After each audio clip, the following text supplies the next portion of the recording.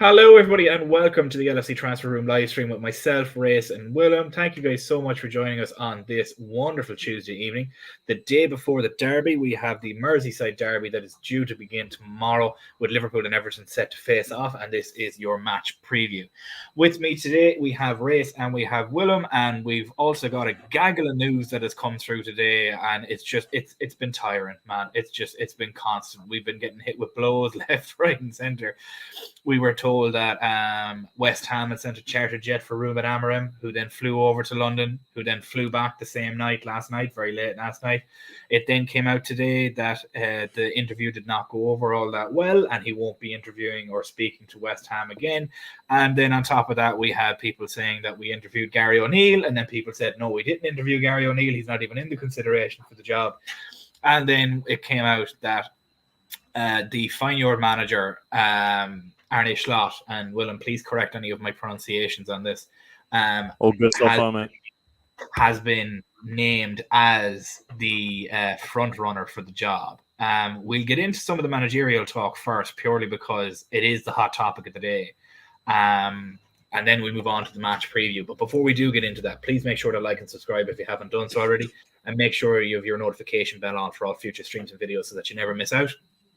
We will be live again tomorrow after the game at 10 o'clock on the UK time, and we'll be live again later on this evening for our friends across the pond in the US and South America and Canada and the North and South Americas at 2 a.m. UK time or 9 p.m. Eastern Standard Time. So thankfully everything has kind of evened out now with daylight savings time, that we're all back on the same sort of difference. But Willem, I'll come to you first on this, because you, obviously being born in the Netherlands and now currently living in Spain, you would have probably better than most in our group anyway, a knowledge of the Dutch league, the Eredivisie. For Arne Slot himself, looking at his career himself, it's quite impressive. Give me a couple of your thoughts on him as a player, because you were very, very happy with us being linked with him. Yeah, well, I mean, obviously in first instance, when the whole managerial merry-go-round kind of came to be, when Klopp announced he left, I didn't even really consider him as a target, purely because up until a couple of days ago, he himself gave no indication at any point that he was going to be thinking of leaving Feyenoord, that, you know, he was still going to be sticking to his project and blah, blah, blah. And that tone changed a couple of days ago when he won the cup. Now, in general as well, for me, for the past couple of years already, and just talking from people in my family, for example, my uncle, he literally has a season ticket for Feyenoord, so he's there every week as well, watching the games. He loves them, absolutely raves about him, and to be honest, from what I've seen from him personally, I really like him, because he is one of those managers who can do an awful lot with very little. And my doubt was always more kind of coming to the part of, is the step from Feyenoord to Liverpool maybe just a bit too big? But actually, now that I've kind of had some time to sit on it, because the funny thing was as well, after the whole Amorim news kind of came out that we kind of cooled down on him and that he was talking to West Ham and stuff and everything, I remember talking to a couple of mates of mine. One of them who is a Liverpool fan, he went, that Slot guy from Feyenoord, he actually looks really good. And I was just saying, mate, honestly, if that's the only option left, I would gladly take him. And yeah, well, here we are now, about 20 hours later, and he looks the most likely also to take the job. And I think he's a really good fit, to be honest. I think a lot of people are going to doubt him. I think as well, from Ten Hag coming over from Man United and kind of, you know, him being the shit show that is Man United, just kind of makes people think that obviously anything that comes out of the Eredivisie is kind of going to be of an average play. But I think he's a very, very good fit for us. Yeah, I think so too. And it was mentioned yesterday. We kind of went through a bit of a crash course on his tactics and whatnot.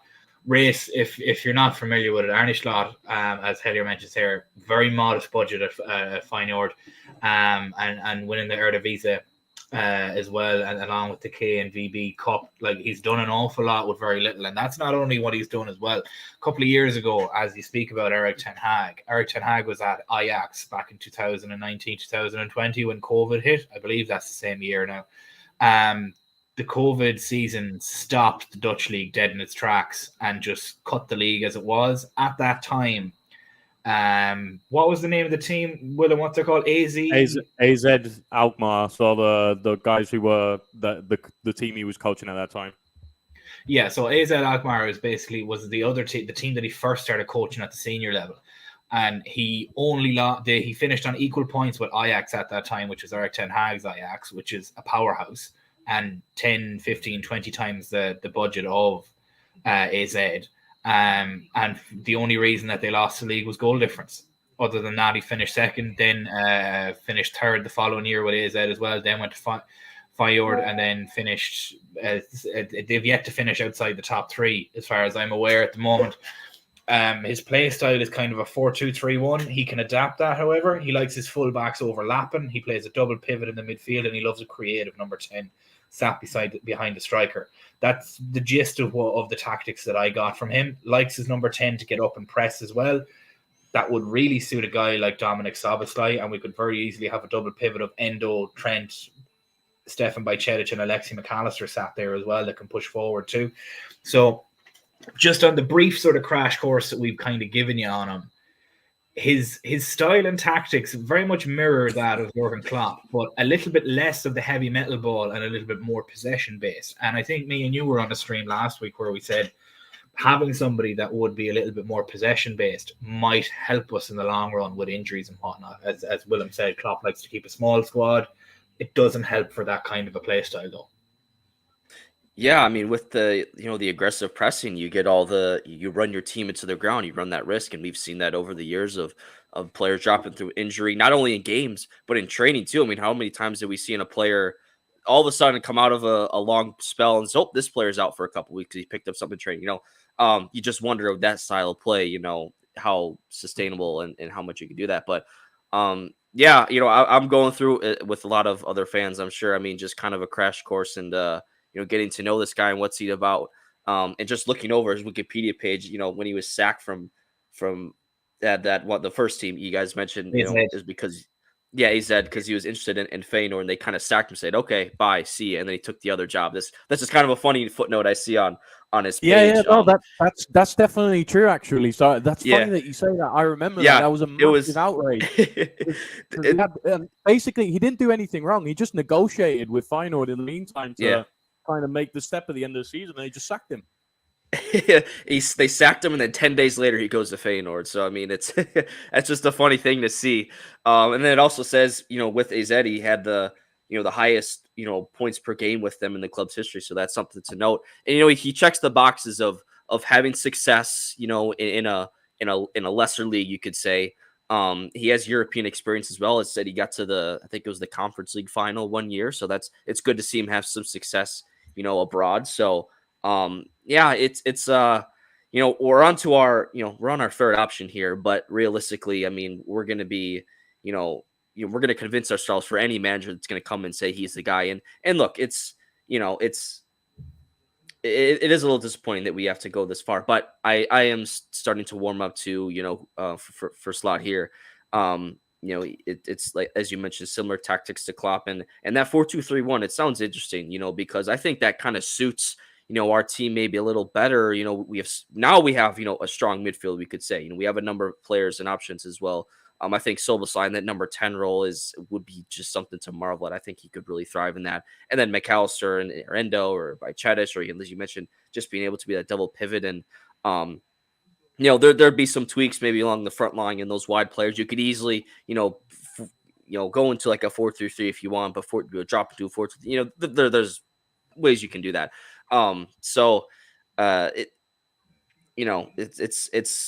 all have this recency bias of Ten Hag coming over from the Eredivisie and seeing him flap at United, but I think we all can agree that our situation is a little more stable than what they have at United, at least from a front office standpoint. And Michael Edwards, back and having confidence in that. I'm not one to say that, we have Edwards back, just trusting him. I don't think you want to put blind faith in anyone, but it is something to say that when Amram was first reported to for the West Ham job and that interview, and seeing how that's played out, it seems like they are more interested in Slot than Amram, and that there's at least some sense of relief that I can, having that where it's not we're losing Amorim to West Ham, it's that we actually kind of prefer this guy over him. So that tells me that the club is actually interested in what Slot can do and provide. And so again, I will still trust, the manager that they do bring in. I'm just glad that we're not going down the old, washed up manager. Like yesterday I saw Liverpool fans twerking for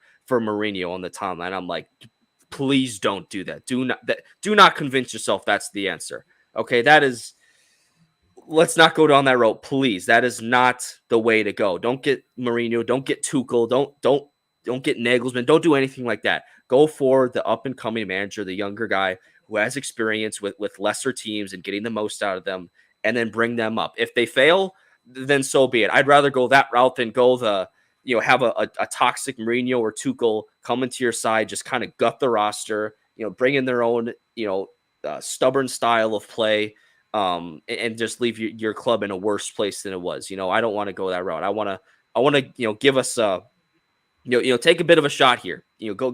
Go swing for the fences a little bit and try and bring someone in that is eager to join the club, who hasn't. For him, he's gonna be like, oh man, I'm at Liverpool. This is awesome. I'm gonna have a much more resources at my disposal to succeed. You want a manager that wants to be with you, not a manager that's kind of looking for their second or third job after getting sacked and like, oh man, can I revive my career here? No, we want someone who's gonna be eager to come up and impress at this level. Mm-hmm. Exactly. And speaking of you saying about him being enthusiastic, Chris Bascombe has just been quoted as saying that Schlott is understood to be very enthusiastic about building about the project of building on Klopp's legacy. Fuck me, that was difficult to get out of my mouth. That's what she said.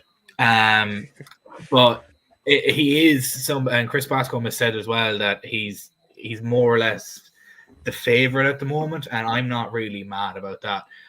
Paul mentioned yesterday, and he was right in very much saying it. Anybody that was watching the stream yesterday, Paul mentioned that Liverpool won't lose Amorim to West Ham. Amorim will only go to West Ham if Liverpool don't want Amorim.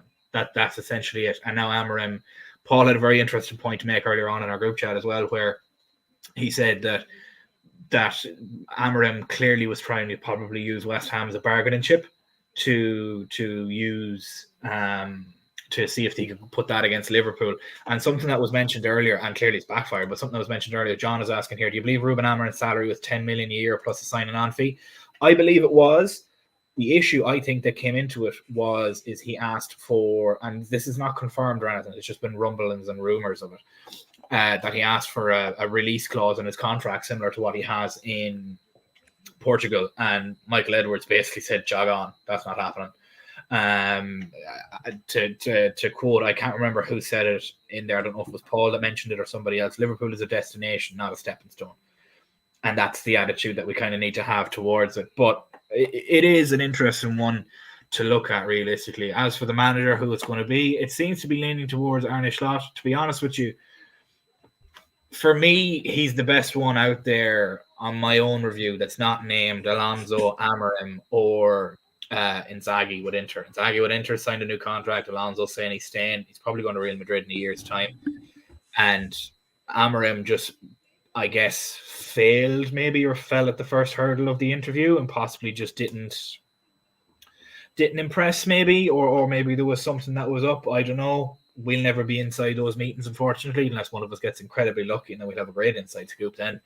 But it's going to be speculation now until the end of the season, but it seems to be Arne Slot currently in the front running at the moment. But we are going to move on to the preview of our Merseyside Derby tomorrow, and we're going to have a look at some of the topics in relation to that. Before we do get into that, though, make sure to like and subscribe if you haven't done so already, and have your notification bell on for all future streams and videos so that you never miss out on any of them. So, Merseyside Derby. Willem, how are you feeling about it, considering we got back to winning ways against Fulham? I've kind of been getting the nerves in the last 24 hours. I'm not gonna lie, but because it's all the cliches, isn't it? It's a derby. Form goes out the window. Anything can happen. The thing I'm actually more worried about is just the fact that they're going to be. It's Everton. They're going to be a bunch of dirty players who are just going to kick the absolute crap out of us and do as much as possible for us to pretty much come out of there not unscathed, in fact, scathed, and that's the one. So, that's kind of my feeling on it. I was a lot more confident before the Jota news broke this afternoon. That's actually probably the news that actually hit me the hardest out of the whole day. It's more now kind of thinking of the fact that it probably means that we'll have Nunes and Salah probably starting whilst both are incredibly out of form. Those kind of make me a bit worried, but who knows? Maybe this is the game where they can turn it around again. Sorry? What a game for them to hit form, though, if they do. Yeah, but that's always the question, will they? Well, see, I think, to be honest with you, I think Nunes does an awful lot more off the ball than he does on the ball. And I think that's one of the reasons why we may have struggled early on against Fulham. But I do think that we played very well against Fulham, but I don't think that was down to the fact that Salah and Nunes were on the bench. I think that's down to the fact that we had Trent Alexander-Arnold back for a full 90. That had such an influence on the game. It was bonkers. I think Darwin Núñez starting against Atalanta the previous week would have done a whole lot better of a job than Cody Gakpo as the main striker, purely because they wanted a man Marcus. Somebody running in behind and threatening with pace would have absolutely murdered them. But we didn't go that route, and c'est la vie, we move on. It is what it is. We can't do anything about it. But race tomorrow, Merseyside Derby, we win. If Arsenal drop points tonight, we win. We're sole leaders at the top of the table. Jesus, I can't talk today. Maybe I do need English lessons. But if we win today, we go at minimum joint top of the league until City end up playing their game in hand, which will be Spurs in the second last week of the season. Given our return to somewhat form against Fulham, are you excited to see us build on that tomorrow? Yeah, definitely. It was just so nice to see us at least take the lead in the game. I know we gave it up right before halftime, but at least to have that. I mean, I think that was been a big, hurdle to get over, kind of a mental, thing to break. Like, we just couldn't get that first goal. We always concede first. It seems like just to have that was good to see. And then the response in the second half as well. We had two great goals in that game from Trent and Gravenberch there. So yeah, it's good to see. And as you mentioned, Derby, it's going to be all the, it's going to be tough. It's at Everton. Is this their, is it next season they're getting their new stadium? Is it? Yeah. So it's not the last derby at Goodison Park. Next year will be if they stay up. I think they will. It'll be great. So next year will be the last one. Yeah. So I'm looking forward to it as well. You hope that even though I know we did win, but we're still trying to, regain some good form. One win doesn't erase, all the mistakes of the last few games. So hopefully a Derby will kind of get us up for it, and, we'll be excited for it as well. You look at this stretch of games on the road we have, we're in right now. It's technically a road game, but it is right in our backyard. So it's, you don't have that to worry about, the travel and whatnot. So, I'm excited, for me, as a fan over here in the States, these Derby games sometimes, they don't resonate as much as I'm sure it does for you guys. They're closer to the action and whatnot, and more in your circle in life and whatnot. But I got to tell you, like, over the last few years, I really started to appreciate how much of a rivalry this is, and just how dirty Everton play. And I really have a hate for them now, just given what's transpired with them over the years. The Virgil van Dijk injury, the numbers red cards. I still remember that. Was it Funes Mori? You stepped on Origi's ankle and got a red card and was showing off the badge. When that, all that stuff, it's sticks with me. And so, and them, beating us, having like one win against us in the last like 30 tries or whatever, and it's annoying and it's petty. So, unfortunately, I agree. I don't think they're going to get relegated this season. I think there's just some more crap teams in the league this year. I will say, just looking at their form, they had a couple wins recently, but they were against lower sides. Other than that, they hadn't won a game since January. So, you hope that we can kind of stifle any momentum they have.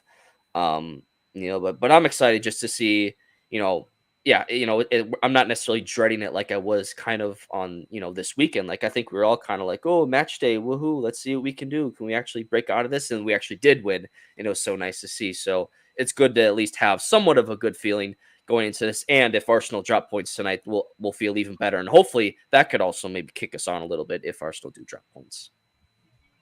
Yeah, if Arsenal can drop points, it would be absolutely fantastic. I currently have the game on here in the background. It's due to kick off now in a couple of minutes. So if anything comes through, I'm sure the chat will let me know before it happens for me and spoil it for me, as they always do. Paul mentioned here, Stephen, is Chris Bascombe guy credible?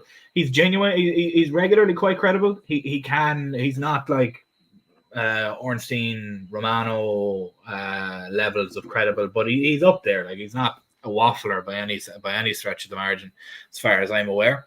I could be wrong, but from my knowledge, I don't think he is. Willem, you mentioned about Diogo Jota's injury news that came out today. He's going to be out for 2 weeks, which is, at this point of the season, you may as well just scrap him. I know we don't want to say that, considering there's another 5 games left, but realistically, he's going to miss 3 of those and only be back then for the last 2 games. One of which being Wolves, and I can't remember what the other one is. I think it's Villa. So Villa and Wolves will be the last 2 games. Villa away and Wolves at home to finish the season. It's not ideal, and I suppose this might be where the change of manager comes in and helps it to a degree, that we don't play this heavy metal style of football that the lads are made out of Weetabix.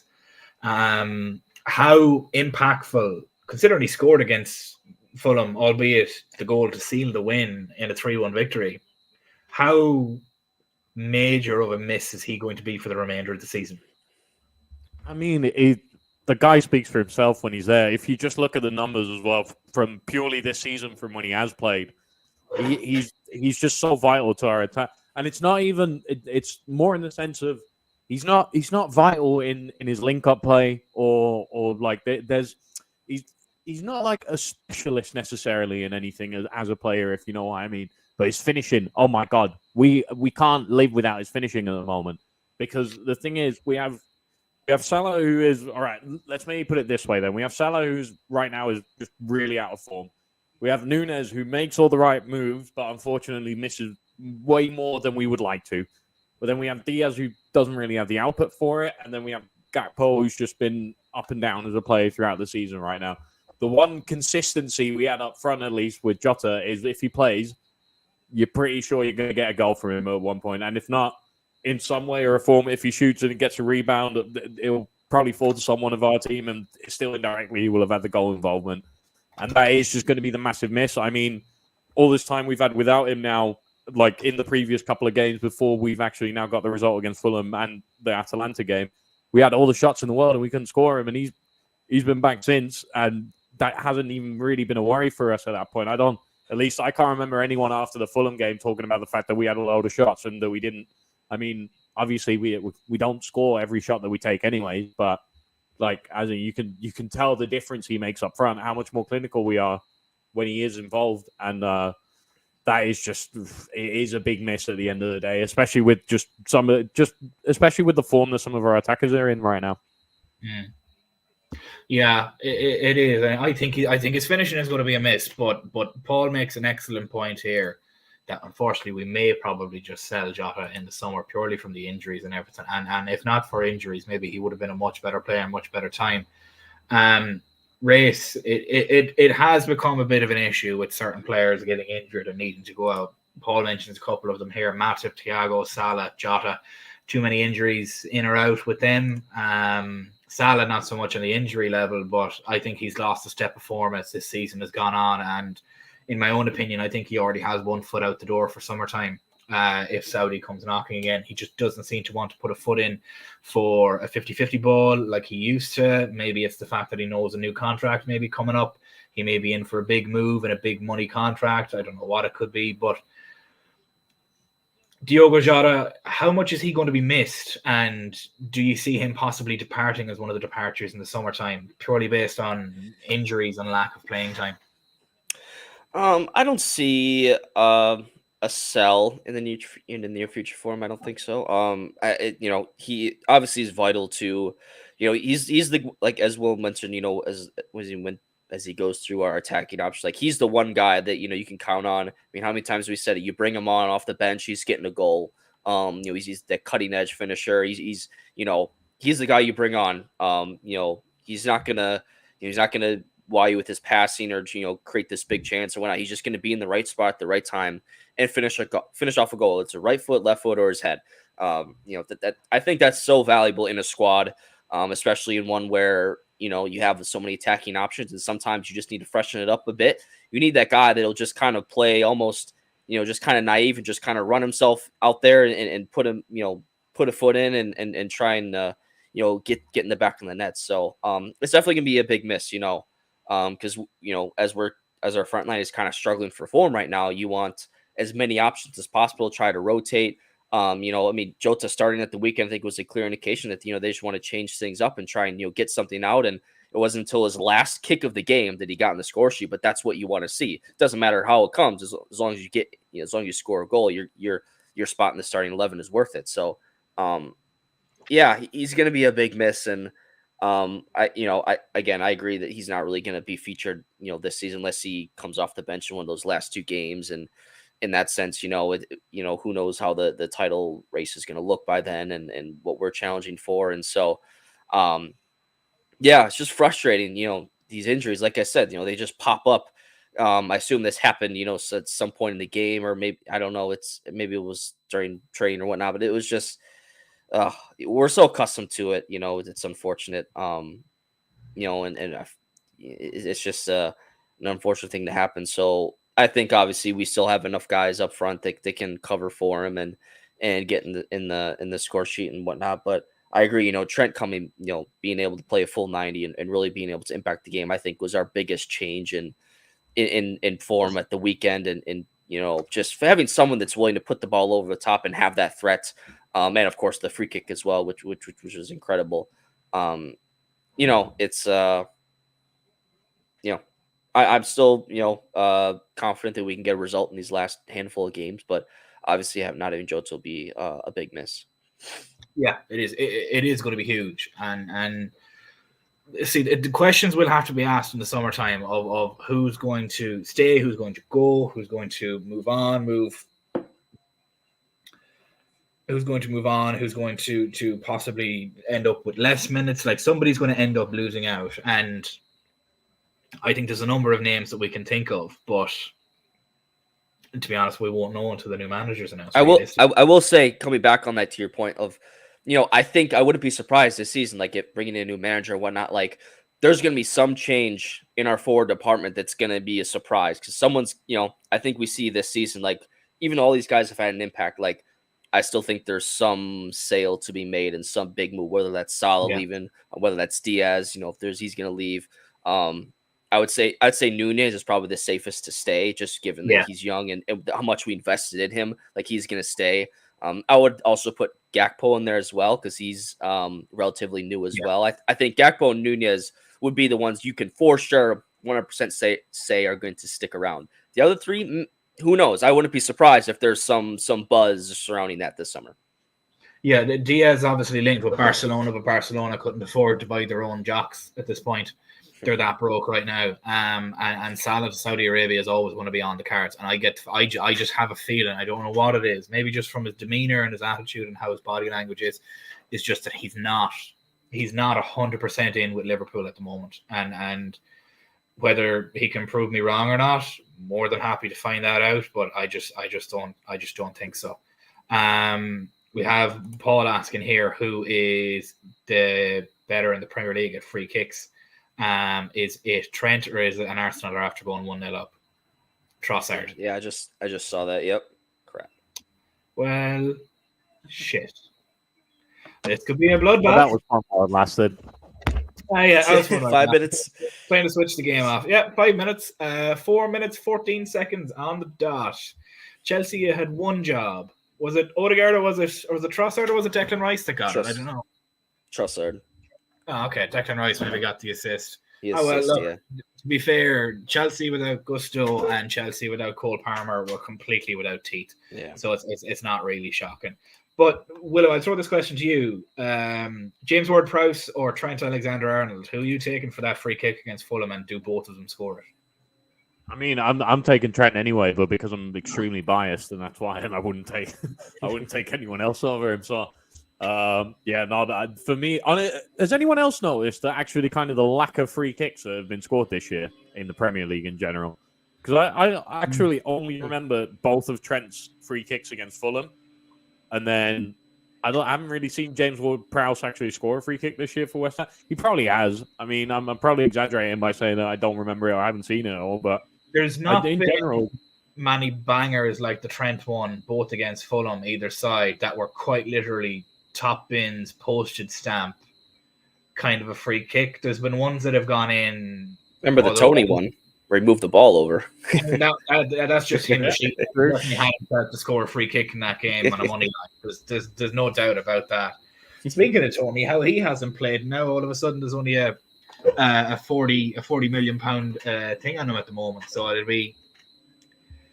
it's interesting to see where he might go in the summertime. But we're going to move on now to one of the last topics here. We're going to get some predictions in of both lineup score predictions and who we think is going to score.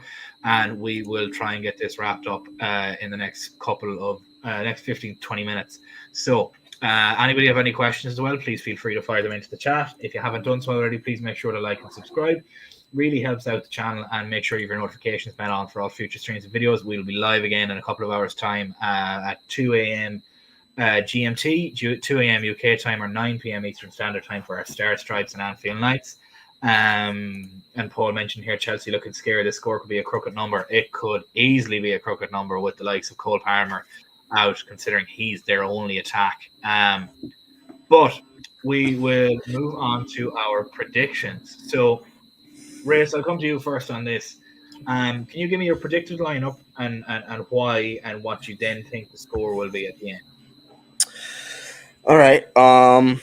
Obviously Allison in goal. Trenton right back. Van Dijk. I'd go Konate as the other center half. I think just to give Kwanzaa a rest, and looking into the weekend, I think Kwanzaa would start that game. But Van Dijk and Konate. And Robertson, I just kind of keep it the same at the back. I don't see any reason to. I guess maybe a shot for Joe Gomez, maybe in Robertson's place. I think just kind of keep things a little more tidy at the back. Given I don't expect Everton to really push forward at all or anything like that. We can kind of be on the front foot. In midfield, I would have it's tough with Endo because I think he's been rough these last few weeks. I think he's taken a lot of time on the ball. I think he just kind of lost, his awareness on the pitch, and just kind of, he's looked shaky out there. It hasn't been confident. Every time he's on the ball, I'm like, just pass it. And he doesn't seem to do that as quick as he does. But I guess I'd still throw him in there. Derby game is going to be physical. He's not afraid to put a foot in. And then I'd have McAllister. I'd put him back in the lineup. And then let me see here. I guess you could go Curtis Jones as well, or Soboslai. I'm making this up on the fly here. At Endo, McAllister, and I guess Soboslai would be my third midfielder. And then up top, I'd have put Salah back in. I'd have Diaz, and then I'd have Gakpo. With Gakpo, I think he had a really good game against Fulham, and he's been someone who's been struggling for form and struggling to find his way in the team. And I wouldn't take him out, in favor of Nunez. I'd put him back in again. He had a good game. Don't, ruin his confidence and put him on the bench. Like I'd put him back in there. I thought he looked really well on that left wing. I think that would be really a nice spot for him. The front three was very fluid. I thought, Diaz was spending time on the right side in that game. And of course, Jota was in there as well. So, there's a lot of flexibility, but I think you could put Gakpo and put him on that left wing and hey, do it again. Do what you did. Try to create. You could, have Diaz on the right. And again, it can change throughout the whole game. And Salah has proven he can play up top as well. So just to change things up, right? We're still, trying to find consistent results, and there's nothing wrong with doing that. So, I'd definitely put in Gakpo and Diaz as well, in the game with Salah. And you could pretty much shuffle that around, at least go, Gakpo being on that left side there. As far as a score prediction, I'll say 2-0. I don't think we're going to blow them out of the water until I see us really firing on all cylinders, in attack. I'm not going to predict a 4 or 5 goal win against a lower side, but I'll say 2-0. Hopefully our defense kind of, tightens up a little bit. It was really that one, kind of I'm trying to think of the goal Fulham score. We were just kind of so unorganized at the back and just kind of let them slip in. But then after that, I think we really settled into the game. So I predict that we and Fulham are a good side too. They're not shabby. And Everton, They're on I great think form too. yeah, exactly. So they have some good players, but Everton, I think they've just been struggling, even though they had a couple of wins, but they've been against lower sides. I think once they see, our excellent, backline, I think, we'll be able to shut them down. So I'll predict 2-0 for now. Yeah, exactly. Will Paul mentioned here about Gravenberch maybe retaining the spot, and obviously Lucio on the right and Salah in the 9, very similar to what Reyes mentioned as well. Can you give me your predicted 11 and why, along with your score prediction then at the end as well? So I'd actually base it purely off of form at the moment with my lineup. So I would the back line is pretty similar to Races. In fact, well, no, actually it's not. I actually would have two changes now that I think about it. So it's Alisson, Trent are the two, and Virgil van Dijk as well. I personally would start Kwanzaa, but because I think Kwanzaa has just looked a lot better than Konate has in his past couple of games that he's played. And as much as I love Robbo, I actually haven't been that impressed by Robbo in these past couple of games. He keeps going and going. Like, the engine is always going to be there with Robertson, but I don't think he has actually offered as much as he could have. But then again, he's also been in and out of the squad, so you can't really blame him. So I'm fine with either one of them starting, but I would be starting Gomez at the moment. Here's a question for you. With a game like Everton, do you want a man like Robbo starting who's going to antagonize the shit out of them and be your Dennis Rodman? Yeah, that is true. But there's a reason why he gets called Braveheart all the time. He's a mad bastard down left. So yeah, no, I do get the point. But I do think more because Trent would be playing as well. I actually think it would probably actually benefit us to play Gomez, and then we can have Trent kind of just keep on pushing up every time as well. And my midfield would actually be... So I would have Endo, McAllister, and Gravenberch starting.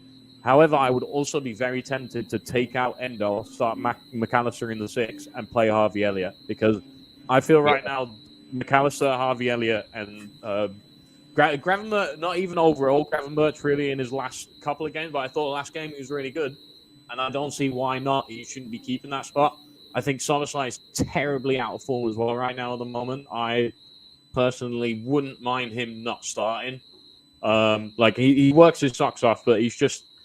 It seems like he mishits every ball right now that he touches when he has it in his feet, and I think it's one of them where it's just like, I think it's better to give him some time off now to then kind of get him back into a fighting position.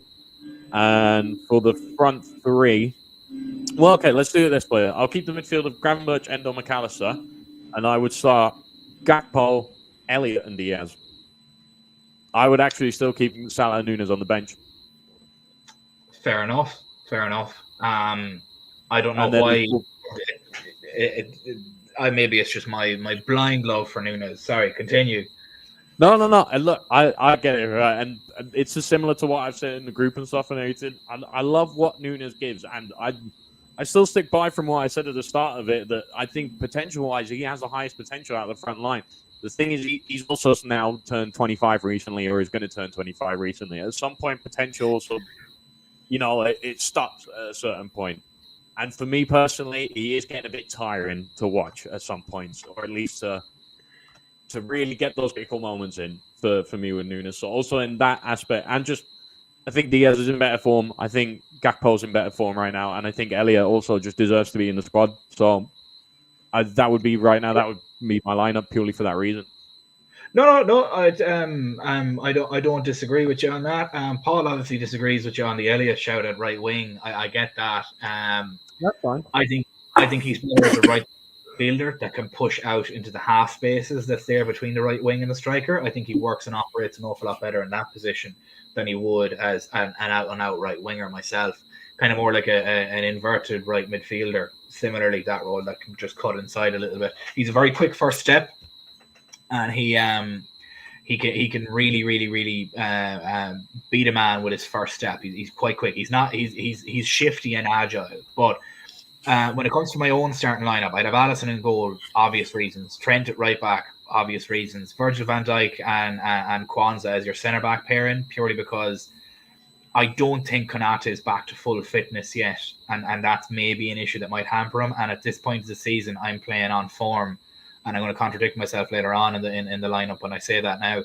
But I think it's off form purely out of a fitness rather than out of lack of than playing at the moment with Konate. And I don't want, and especially when you have a centre back who's that young, who is a little bit injury prone, it's you need to get him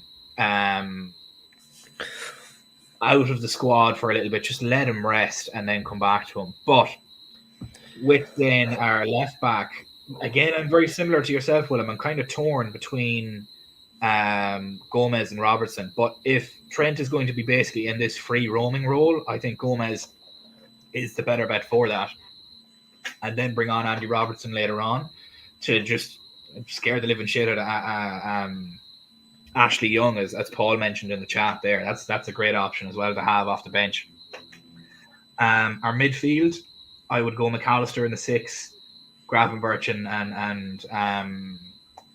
Harvey Elliott then in the midfield then in that way. Trent is able to rotate and come in and push up further. That allows your creator to get up further and ping long balls. And then you also have McAllister who can cut a pass right in between.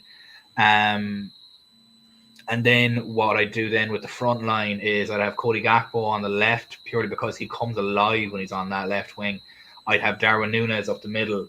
And this is where I'm contradicting myself and saying playing players on form. But the reason I have him up there is because if you then have Luis Diaz and Mo Salah, you've only one big guy across that front three, and Everton are very susceptible to set piece goals, and you have a keeper in Jordan Pickford who isn't the most rangy of keepers, that can't really get to far placed shots left and right, wherever it may be.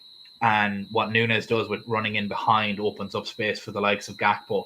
And then I'd have a right wing of Diaz. So I wouldn't start Salah myself, purely because I think it's just not for him. I don't think his heart's in it anymore, to be perfectly honest.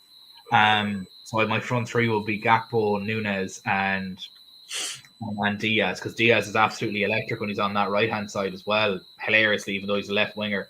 And being right-footed on that right-hand side and trying to cut in and cut around is difficult enough, but he's able to do it. And Gakpo and Diaz can switch. Núñez can move out to one of the other sides, and Gakpo can come into the middle. It creates an awful lot of versatility across that front line. And I know I said earlier on in the starting lineup that I want to start it on form, but with a confidence player like Núñez, who's a striker, you need to be, as much of a headache as it would be, you need to have him play through it. And this is coming from a guy that has both him and Salah in my FPL. I'd love Salah to start because I'd captain the fucker. But I just don't think he should. I think he should come on the 60th minute. And if you have Mo Salah coming on in the 60th minute with a fresh set of legs, and a goal can be gotten from an Everton squad that is very, very leaky at the back, well, then he's definitely going to bang a goal then that way. And Darwin Núñez immediately showed his value in getting chances and creating chances within 5 seconds of being on the pitch against Fulham. Within 5 seconds, he had a ball over the top and he had it through on goal and he just missed it. It went into the side netting because of the angle. But so that alone is, look, William, you can shake your head at it all you want. I don't care. I love him. I'm not taking it in the way of saying that, but in my head, with the fact that how you described it, and he just missed it. That was the part I was thinking. Of course, I 100% understand where you're coming from, but it's the creation of the chances that I'm more so thinking of. And Darwin Núñez is our best assister, and I 100% agree on that. He is. He's super chaotic. He can create literally anything, like literally anything, because he doesn't even know what he's going to do himself. But like that's also kind of the problem with him. He's so unhinged that like you need a bit of control in there. But it's that's why I think a derby game like this that's going to be absolutely just unbridled chaos and very back and forth, and maybe a bit of a yo-yo game back and forth, up and down. With Trent firing in long balls, he'll petrify the shit out of any back line that's there. And then you have Gakpo, that, like similar to the third goal against Fulham, where Endo just pinged it into the top corner. That was because of Darwin Núñez, because Darwin Núñez won an aerial duel against two other centre-backs and laid it down to Salah, who then passed it back to Endo, who got the goal. and nobody really noticed that it was Nunes that created that because he broke the ball down. But that's more so why, as well as how much he can facilitate and create for others while off the ball. It's all well and good having Salah there, but Salah's not going to run. Nunes will run, and this is a game where you need players that will run. Myself, Paul mentions here, obviously Salah always pumps Everton. He's scared to death. He scares them to death. For that reason, he should start. It's a coin flip for me, to be perfectly honest, because if you're starting Salah, then that means Gakpo is going to start in the middle and Diaz is going to start in the left, and that immediately hinders how good Gakpo can be.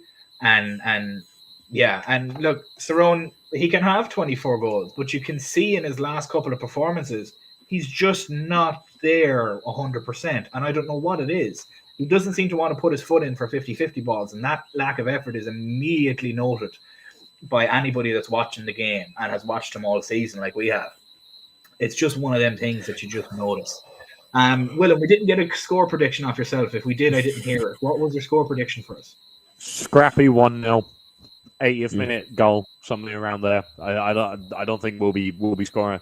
As well, as Hayla mentioned at the start, our record at Goodison Park and the Klopp is also not that great. So honestly, and I'm fine with it. If we just get a 1-0, just get it over the line. Yeah.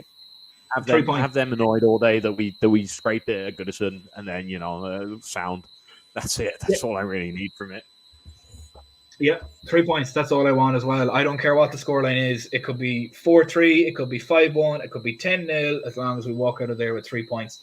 If it's 10-0 and Salah scores 5, you'll see me running around wherever, my part of Ireland, completely bollocked. Our FPL would be saved, Stephen. We would be back, baby. Oh, my FPL would be loving it. I'd be up back in the nearly first position again. But I'd predict, to be honest with you, I think it'd be 3-1. We'll score second, we'll concede, and then we will then just score the sealer later on in the game. I think it'll be very much a back and forth game, it'll be a very scrappy game, but I ultimately think that the quality of our side would be what brings us over the line. Now, we have said that plenty of times so far this season, but I think a 3-1 victory is probably the best way to go about it.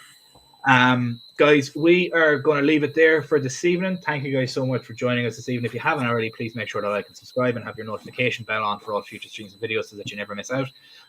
Paul mentioned here Van Dijk will score a header. I hope so, because I have him in my FPL too. And he did, as I said, Everton are suspect to set piece goals, and Van Dijk loves a header off a corner. So if he scores, I'll be over the fucking moon. But yeah, thank you guys so much for joining us. We will be back again later on this evening for our Star Stripes and Anfield Nights. That'll be at 9 p.m. Eastern Standard Time or 2 a.m. UK time. So make sure you stick around for that too. Thank you guys so much for joining us. For myself, Race, and Willem, we very much appreciate you guys, and we will see you guys very soon. Bye-bye.